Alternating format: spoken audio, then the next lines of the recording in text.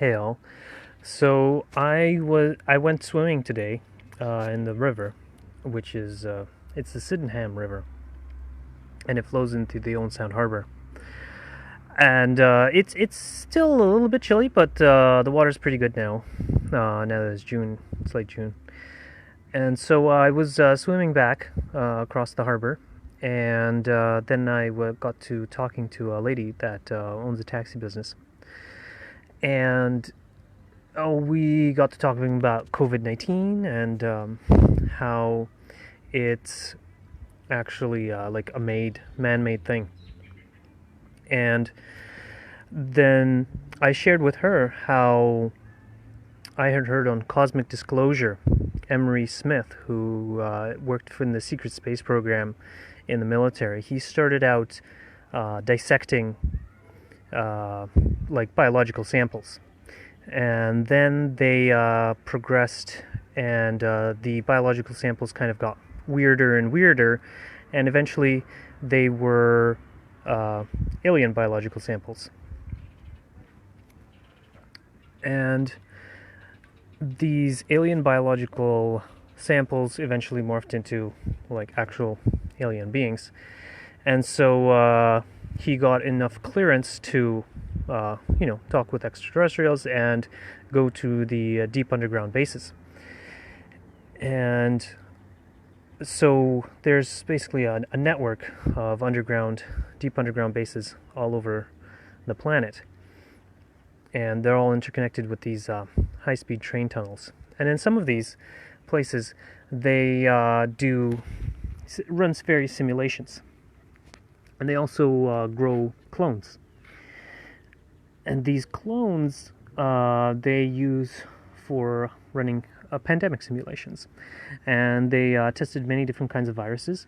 And eventually they found something that spreads really well. And they've tried it many years now with the avian flu and the swine flu and SARS and things like that. And the latest edition is coronavirus, which I gotta hand it to them, has been quite effective, especially since they've harmonized with the global media and all these other things. Anyhow, so how this leads into the future timelines is that this secret space program is one of the potential future timelines, but it's not a very pretty one. So, for instance, here, I'll show you this book, Mass Dreams of the Future, and it's by Dr. Chet Snow and Dr. Helen Wambach. And there's actually another.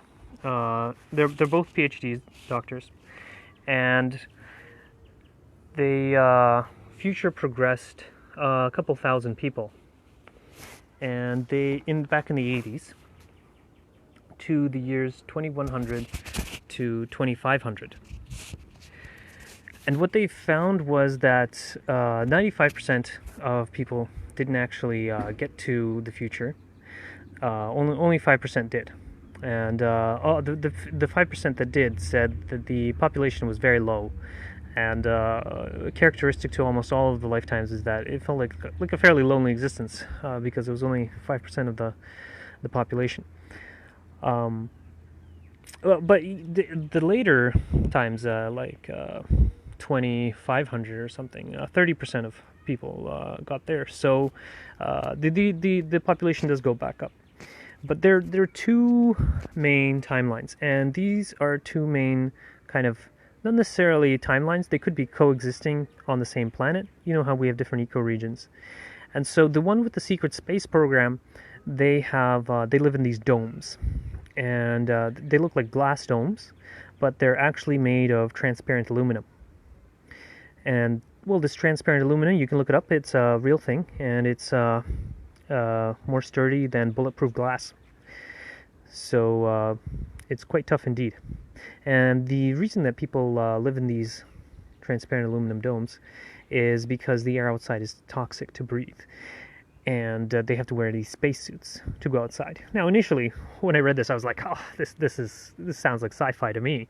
But then I found out about the secret space program, and there's lots of books and huge amount of whistleblowers that know all about this stuff. And so and they do use the glass domes for their various colonies on other planets, like on the moon, and it's just a common thing. And so I was wondering, well, what about, like, why is it poisonous gas outside? And so I read a lot of books. I read 150 books last year, and I read 90 books this year so far. And so I read several on climate change and the science behind climate change. And so the science behind climate change shows that if we get up to about 850 parts per million, then we will get anoxic oceans. We actually had anoxic oceans earlier, like 50 million years ago or so. Don't quote me on that. I haven't checked the numbers in a few months. But we already have some anoxic zones raising in the oceans, and they're growing and expanding. And so what an anoxic zone is it's a place that doesn't have any oxygen. And so no fish or regular aquatic life can live there. But they do support bacteria. And so it's somewhat like a swamp. And what comes out of swamp? You've probably heard of swamp gas. And one of the things in swamp gas, other than like methane, is hydrogen sulfide. And hydrogen sulfide is a highly poisonous gas. It smells like rotten eggs. And so this rotten egg gas, if you have an ocean that's exuding it, it's heavier than air, and so it stays close to the surface. And the wind can just blow it on shore and then poison everything that's on shore. And so then it makes sense why these people in the future, in that particular ecoregion, have to live in these domes where they can't go outside except with a space suit, sort of, or an atmosphere suit, and they die of asphyxiation often, and that cuts down their life expectancy. However, there is another timeline, and that's the timeline you guys have all joined here for, which is the New Paradise, or as so in this book they call it the New Age Sylvan timeline. And so that's basically the reason they call it that is because people are fairly spiritual, and Sylvan is for forest because they tend to live in food forests. And this has been corroborated by multiple other sources, like such as Dolores Cannon. And Dolores Cannon, she wrote this book, The 3 Waves of Volunteers and the New Earth. And so it's pretty nifty that it's been corroborated by so many sources. It's not just these two. There's many others, like the Law of One alludes to it, and several others. Now, there's an important thing to understand with timelines, is that time is not linear. It's not like in the old movies. This has been corroborated by like the Montauk Project and the Philadelphia Experiment, and Project Pegasus and Project Looking Glass, and we have lots and lots of evidence to show that there's multiple dimensions of time. And so you actually tune to your timeline with your mind through your thoughts, words, and actions. And so I've actually read books of future kind of prophecy books, dating back as far as the First World War, 1918. So it was written in the 20s or something. Basically, there was this man, and he went into coma for like a couple years.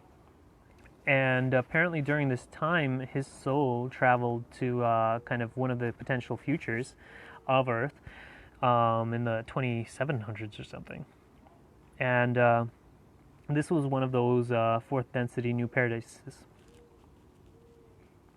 where people had all of their basic needs met, and they spent much of their time just kind of socializing and hanging out and having a good time because everyone had their basic human rights met.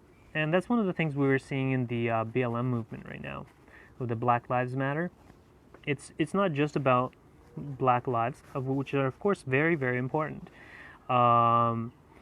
and the minorities, such as the Black people and the indigenous people, they are kind of the way that we can measure the rest of society.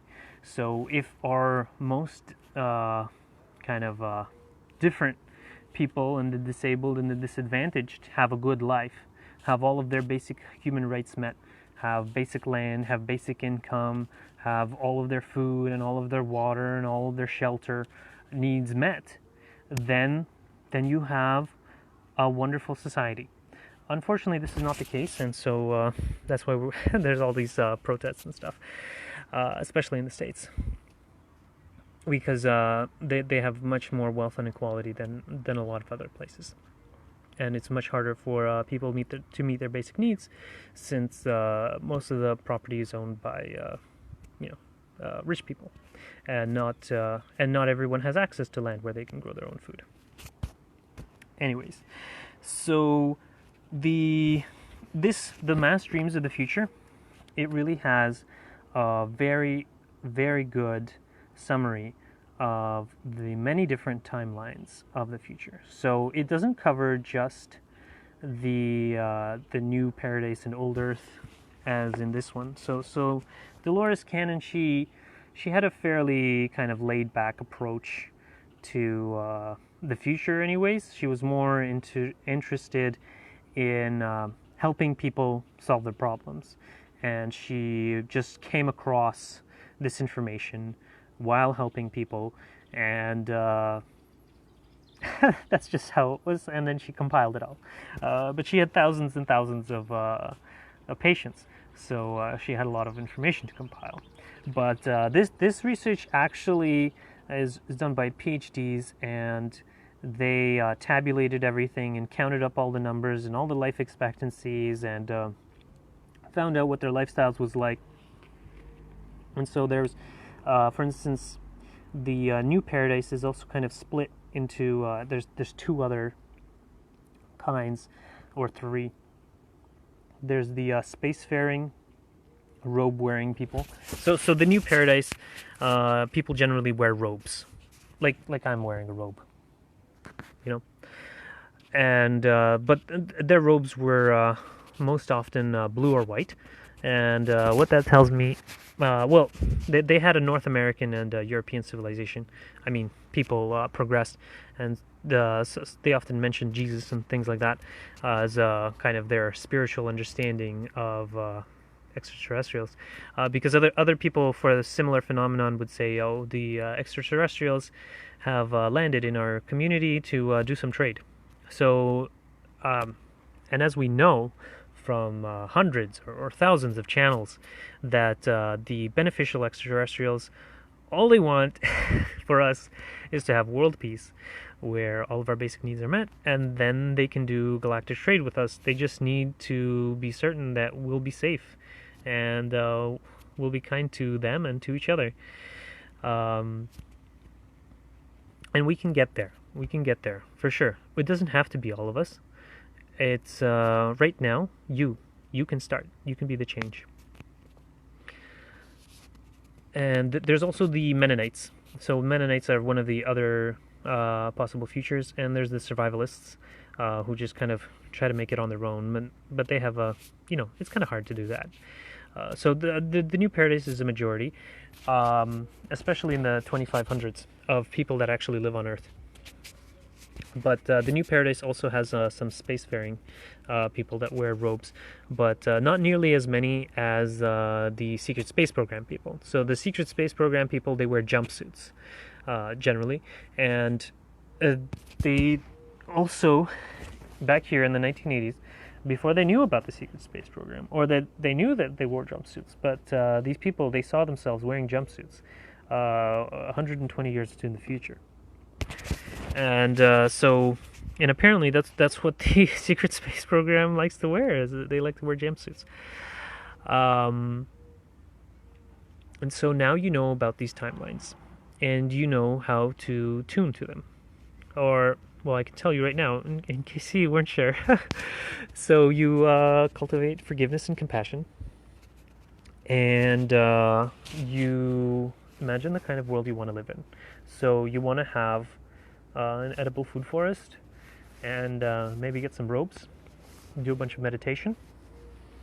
So you want to basically see that future and then co-create it in the present. And you got to be grateful for the things that you have already. So, for instance, you have access to this computer or something, and you can be grateful for that because technology is, of course, part of the future as well, and it's intrinsically compatible.